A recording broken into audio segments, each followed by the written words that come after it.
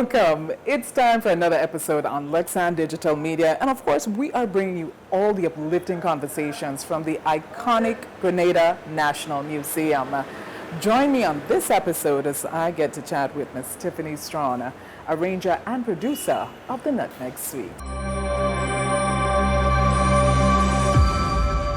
We are celebrating everything Grenadian and more with Spotlight Grenada. And you know, I love speaking with talented individuals on island. Now, we're just off the wave of the independence celebration, and I have a truly gifted and talented young lady with me who I've known since she was like this. She is a producer and arranger, and she is the brains behind the Nutmeg Suite. Many of you may have heard it, and it still gives me goosebumps every single moment I listen to it.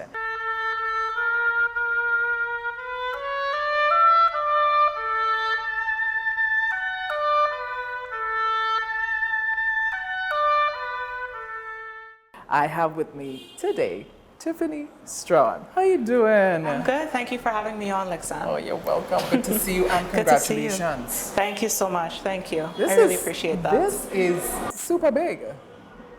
It is beyond my wildest dreams. When I came up with the concept and I released it and I thought, oh, maybe only 2 people would like it and say, oh, good job, Tiffany. And then, it just got so much love, so much recognition, so much. I became like a celebrity overnight, So I was like, oh my gosh, everything that I went to, people are coming up to me and saying congratulations on the Nutmeg Suite, and there's still a little bit of, what that is in my mind, because I just did not realize that it would touch so many people. It's quite an experience that I've been having. And like they would say, it's surreal for you. It's very surreal. You released it and it took off from here. But before we go into, the whole conceptualization of it and all of that, tell us a little bit about, growing up in a family with some musical background there. Because I remember your dad, Mr. Richard Strachan, being a pianist and being excellent at it. He is a great musician.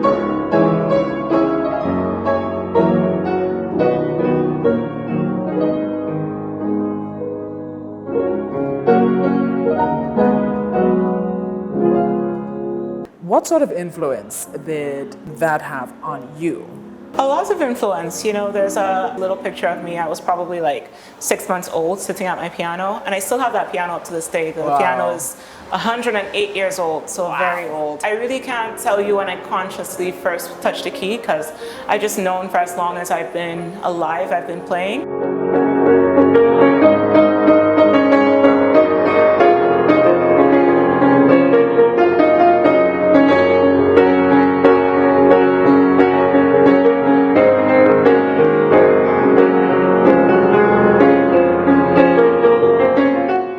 To go down to Jillian Hobson in Tempe, and I learned from her. And then I think she had left Grenada, and then I went by Phil Beeman afterwards. He was down in Lantapine, and he's an accomplished composer, arranger himself. So I learned by him. But in addition to that, like my father, I learned how to play piano by ear, which is essentially listening to music. So listening to the top 40 and playing it on piano, because we had iPods back in the day. So my cousin would download all this music on my iPod, and then I would listen to it and try to play it on piano. So that's kind of how all my musical beginnings happened. And I really fell in love with music from about the age of 8. I was like, I'm going to be a singer, although I can't sing to save my life. And I said I was going to be a singer. And then I said I was going to be a pianist. And then I went to entertainment lawyer. And then I went back to pianist. And then I fell in love with music business, and that's where I went to. But I also fell in love with arranging. And for me, when I realized that arranging was a thing, and this is when I went to Berklee College of Music, and they said, what you're doing is arranging. I'm like, but I've been doing this my entire life, taking music that's written in one style and making it suit to another style. So that's how I knew I was an arranger at heart as well, but I also love the music business side of it. So that's me as a musician. I did a lot in terms of Grenada, in terms of the music industry. Like when I was going to Westmoreland, which is my alma mater, I started the Westmoreland School Ensemble. So we did a couple of outside school gigs, like we did Brain Bee, we did school assemblies, and I performed. I was valedictorian of my class, and I performed a song before my speech. So I was like, this is part of my speech. So, I performed the song, then I said my speech, and, so everything, so music and me, we're hand in hand. There's no music, there's no Tiffany without music. There you go. And speaking of that, in everything that you've just said, tell me a little bit more about other individuals who may have influenced you along the way. In terms of people who have recently influenced me, definitely fellow arranger, producer Cody Fry. He's just amazing. I really drew on his work for the Nutmeg Suite in terms of the textures and the sounds he created, as well as Justin Hurwitz, who wrote the score for La La Land, because it's the first time I heard a big band jazz doing a score for an Oscar-winning movie.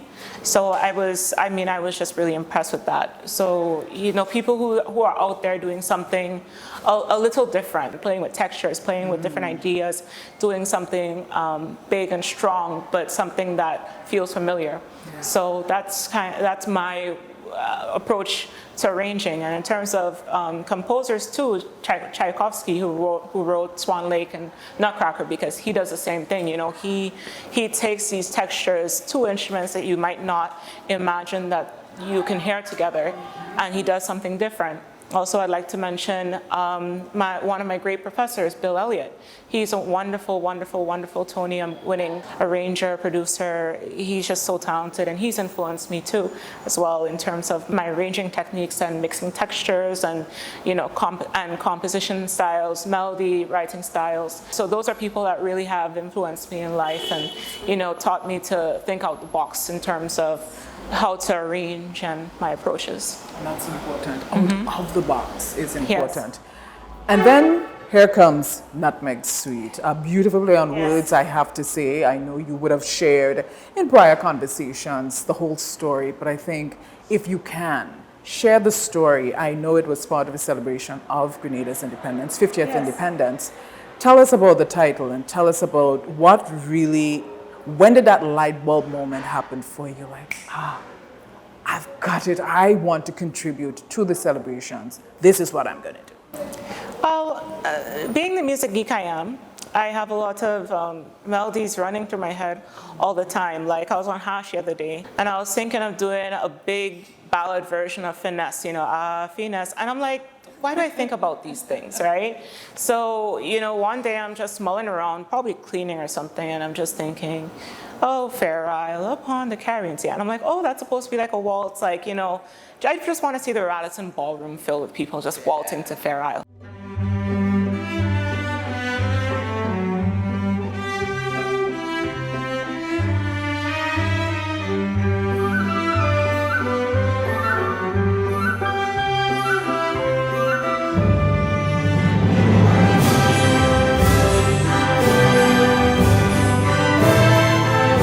So that's where it came out. Initially, I think I was going to do like a Fair Isle waltz, and then I went up to Groovy Preliminaries. I heard the song, and the first lines I heard was, "Can you feel the wind that blows from seas to the Caribbean?" I'm like, ooh, I like that feeling because it's so Grenadian.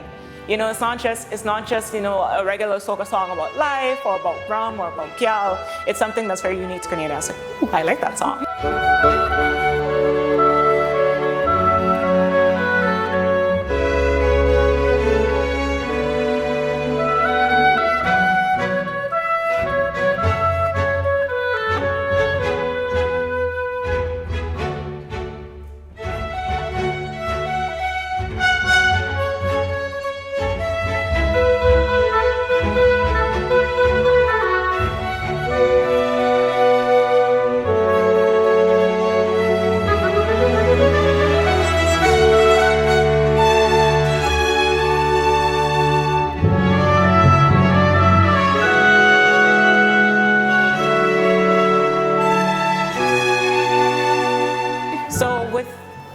songs mulling around my head. I was like, I want to do something with these songs. And because I'm a numbers person too, I'm like, Grenada's turning 50 this year. I don't think at the time, well, that was around Carnival time, so like, yeah, June, July. They weren't really talking too much about what they're doing for Grenada 50, but I was like, maybe I'll just do something and release it for Grenada for the 50th year of independence. So I was like, I think I'm gonna do like a little arrangement of songs that really praise Grenadians, because nobody loves their country more than Grenadians love Grenada, right? So we have a plethora of songs that, talk about how much we love Grenada, the things that are unique about Grenada. So I went through a couple playlists and I picked what songs I wanted that kind of had the sentiments of loving Grenada and loving Grenada culture. And that's what became the basis of my arrangement, right? And in terms of the orchestration now, I wanted to do things that aren't really done usually. So 2 things I love to do with my orchestration, which is Russian Orthodox style composition for arrangement for woodwinds, not wood strings, woodwinds, and then using the cello as a main, as a lead melody, a lead instrument, because it's not done often. So people, they hear woodwind at the beginning, and for me, I'm like, it's an oboe. And people are like, oh, you used an oboe? And oboe and bassoon, very underrated instruments, were very important. So, I in my arrangement techniques, I also try to, shine a light on the underdogs, people who are often, like, instruments that are often seen as support.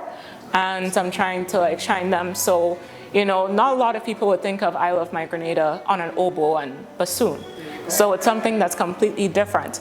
And I wanted to create a story. So the piece is almost broken up into 3 sections: introduction, celebration, and adoration. So it's welcoming someone to Grenada, right. The celebration of Carnival, celebration of our culture, then adoration, which is like Fair Isle, and this is home, because it's showing the love for Grenada. And then also what I did was juxtapose new style soca with old style calypso, which is not something that happens, because there are the soca people. There's some soca people who don't care about calypso, and there are calypso people who are like, we care too much about soca. So by juxtaposing it, it's kind of showing people that they can coexist in a musical space. So that's what I wanted to do in terms of my composition and the textures that I wanted to create and the story that I wanted to tell. So yeah, and when I finished that, I asked one of my professors at Berkeley, do you know any orchestras that can do this remotely, because I want this instrument and this instrument and this instrument, and I want to be able to export this music onto these instruments. And she said, oh yeah, use this orchestra. We use it all the time at Berkeley. So I contacted them, I gave them the score, and everyone was dancing to the music. I tell everybody that the conductor, Andres Diak, he had to go in karaoke for 2 weeks because he was real jamming. He was jamming, especially to the Jab Jab Nation. I was like, wow, okay.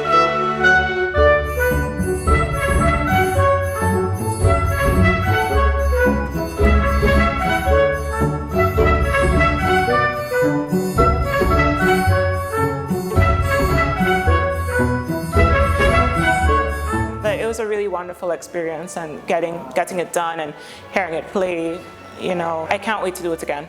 When I was thinking about what am I going to call it, initially it was Ode to Grenada, and I'm like, I don't want to call it Ode to Grenada. It's so blatant. I wanted something that has a little more subtle vibe to it. That, Grenadians would know it's Grenadian, but it's not outright Grenada, So I was like, Sweet Nutmeg. It's a kind of pull from our French ancestry. But I was like, no, it doesn't click. It doesn't have a link. So I was like, the Nutmeg Sweet. Because Jerry Goldsmith, who is the scorer for Mulan, if you know this, Mulan. Yes. At the end of the credits, he arranges multiple pieces from Mulan and calls it Sweet from Mulan. Wow. So it was like Sweet from the Nutmeg or Sweet from Grenada, and then I was like, the Nutmeg Sweet.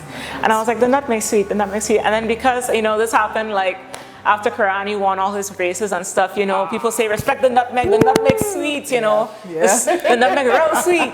So, you know, it's a double entendre, and that also goes back to our Calypso heritage of that dual meaning of one word. There's the nutmeg sweet, S-W-E-E-T, and sweet as in presidential suite or a suite of music. So that's where that name came from, the nutmeg sweet. There are a lot of fantastic music made here in Grenada by Grenadians, but to me it is somewhat of the creme de la creme in a way, where you select from various genres, you put them together, and then it became a masterpiece. I love that word. I've been using that word a lot lately. But anyway, it's a masterpiece. It's a masterpiece. Everybody's been calling it a masterpiece, and this is my debut. I did arrange and produce a Christmas song, Where's Christmas by Jonathan Francis. We released that in 2020.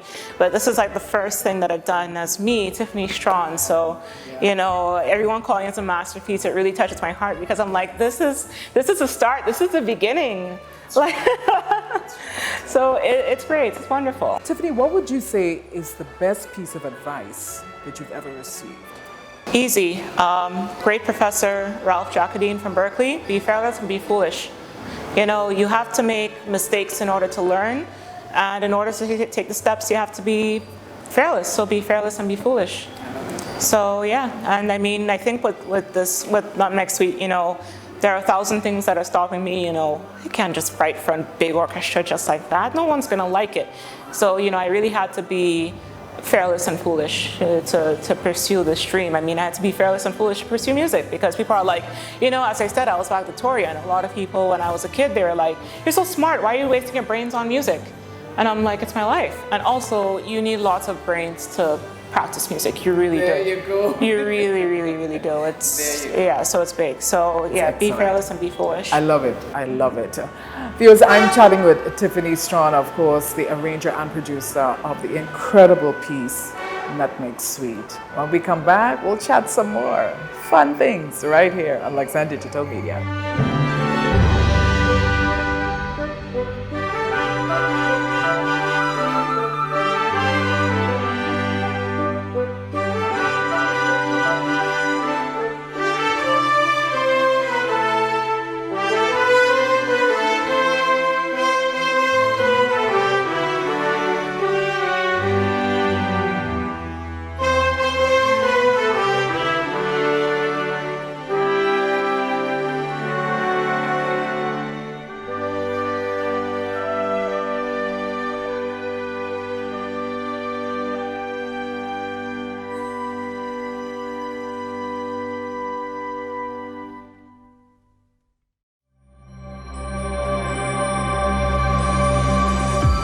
Welcome back. Certainly hope you are enjoying this conversation this week. I've got Tiffany Strachan continuing to chat about her rise to fame. I know a lot of people don't like to, you know, put all those words together in one, but it is what it is. It is what it is. So with all of that being said, Tiffany, if you weren't doing music, is there another career path that would have popped up, or you would have just said, you know, this is me, I can do this as well? If not music, then what?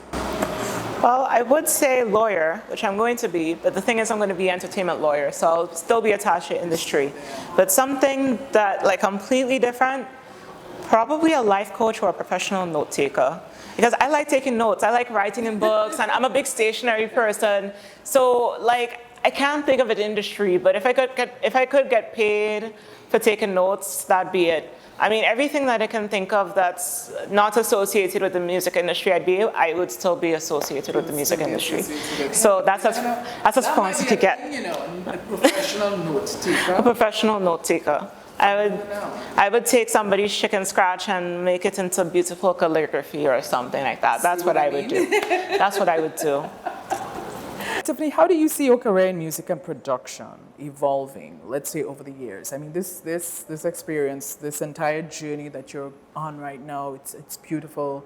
How does the future look for Tiffany Strachan? It's going to be consistent, but I won't say that I'm going to put a new song out every week, you know?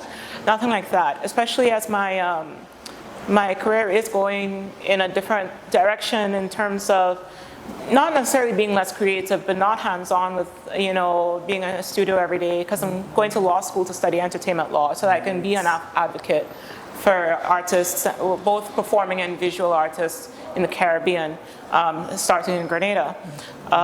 So in terms of my music career, it's really where the opportunities rise and when the creativity hits, and using those opportunities to dictate what's going to happen next for me. I will never stop making music because that's what I've been doing, and I really can't put it to a stop. I mean, I've got thousands of voice notes because as I said, I just have all music ideas just running through my head all the time. So, I already have 3 projects for the next calendar year on the docket. And, as I said, I'm always having these crazy little ideas about different arrangements, different textures, and I will do my best to arrange them and produce them and put them out there, whether they have great reception or not. Because the thing is, for me with music, it's not who recognizes it, it's that I did this and it's out there. So, if my next song gets 1 like, if my next song gets 5,000 likes, it's, it's my song and it's a product that I've seen, that I've seen through. So that is my direction of music. When people ask me, what do you want to do in music? I say wherever the music leads me. Right. And right now, the music is leading me to entertainment law. But the music may also lead me to create different arrangements and more music alongside that. That's right. So that's right. And speaking of entertainment law, is there anything that you've observed over the years living here in Grenada, specifically with entertainment on the island and law-related issues, things that, let's say, musicians, artists should pay particular attention to that they're missing? I've been living in Grenada full-time since 2022 when I graduated, but in addition to that, I ran my own management firm, Host Management, where I managed artists, and I had to deal with that side of the entertainment law. There are a lot of flaws within the copyright law of Grenada and a lot of flaws with how we deal with music in Grenada. And, I always tell, the example I give is Lil Nati and Thunder are supposed to be millionaires by now. But I think there's a lot that artists are missing out, but I think that also business people who, promoters, people who invest in artists, they need to be up to scratch on their knowledge of the music business and mainly the legal side of it. And the thing is, as artists here in Grenada, unfortunately, they see it as a hobby. They don't understand. And I just spoke with 2 very, very talented artists, visual artists, and we were all talking, and we were, relating on the fact that sometimes people don't see exactly how much goes into writing a song or making a piece of art. Yes, it's creativity, but there's a lot to make that creativity solidified and put to light, and a lot of money, a lot of resources, a lot of mental resources. And, it's not easy just to write a jingle and go. And there are a lot of things that as artists we have rights to. And it's not that business owners are being bad mind and promoters are being bad mind and say, well, we're not going to pay them.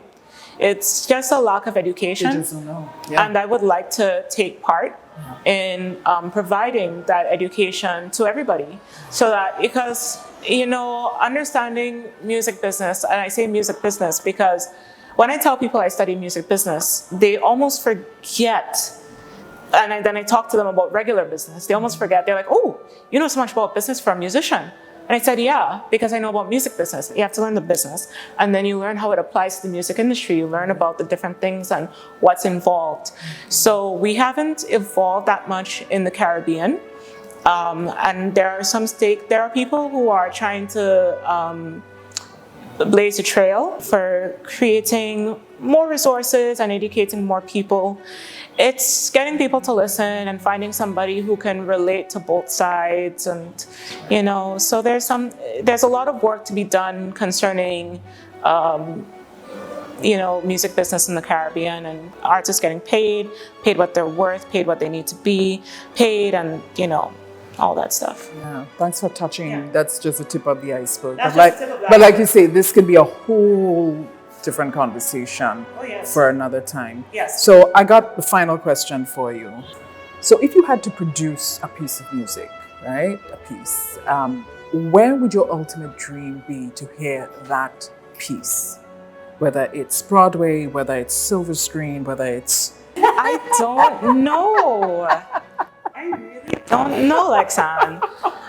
I mean, as I said before, if my music gets 1 like, if my music gets 5,000 likes, I mean, my dreams have come true already, partially because, the Nutmeg Suite is being recognized, so it's just having music recognized on that scale. It's just amazing. Yeah. I mean, I'm wondering, my dream place is anywhere where my music is loved. There you go. Whether it's in somebody's car and they're like, I'm listening to the song in my car every single day, or like I walked into my mom's room this morning and she was watching the Nutmeg Suite on her TV, like the music video for it, and I'm like, that touches my heart a lot. So it's nowhere big. I mean, it's just where the music is being played and where it's loved. If my song was played in Madison Square Garden and everyone's like, boo, I hate it, it's bad, that wouldn't be my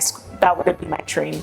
But if my music was played in a classroom of 8-year-old kids and everyone's like, yes, I'm like, that's my dream, to make kids happy, to influence people that they can go into music. So that's my dream arena of where I want my music to be played.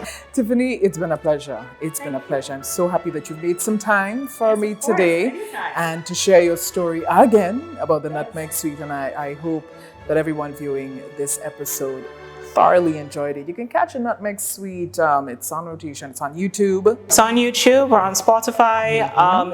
If you don't want to go on YouTube and look at the video there, it's on my page at Tiffany Strachan on Instagram. So yeah, you can see it anywhere. Just look up the Nutmeg Suite. Tiffany, keep going. Congratulations again, and with your future endeavors, because I know you got a lot more coming. Yes. Best wishes to you. And before I let you go, I think we really need to talk about the wardrobe. And folks, pure accident and coincidence. Yes, pure accident. I'd like to shout out the manufacturer for my earrings, Grenadian. Oh, very nice. Grenadian earrings, Tamron by Tomorrow. Oh, yes. Hi, Tamara. She's phenomenal. Recycled stuff, and this is banana leaves, and they're one of my favorite pieces in my collection. So, fantastic. Yes, Tamara, girl. Tamron by Tomorrow.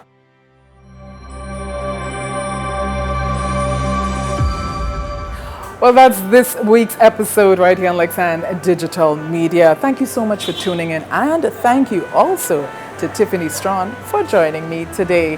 Hearty thank you also to the amazing team here at the Grenada National Museum. They've got the Grenada Arts Council exhibition happening right now, so pop through Monday to Saturday and check out the artwork. And also, don't forget, the museum is housed right here, so artifacts and all the history of Grenada. So check them out today on Young Street in St. George's. I'm Lexan Fletcher. Don't forget to follow the pages on Facebook and also the YouTube channel. It's so good being back with you. It's Lexan Digital Media, uplifting conversations. Have a good one. Bye-bye.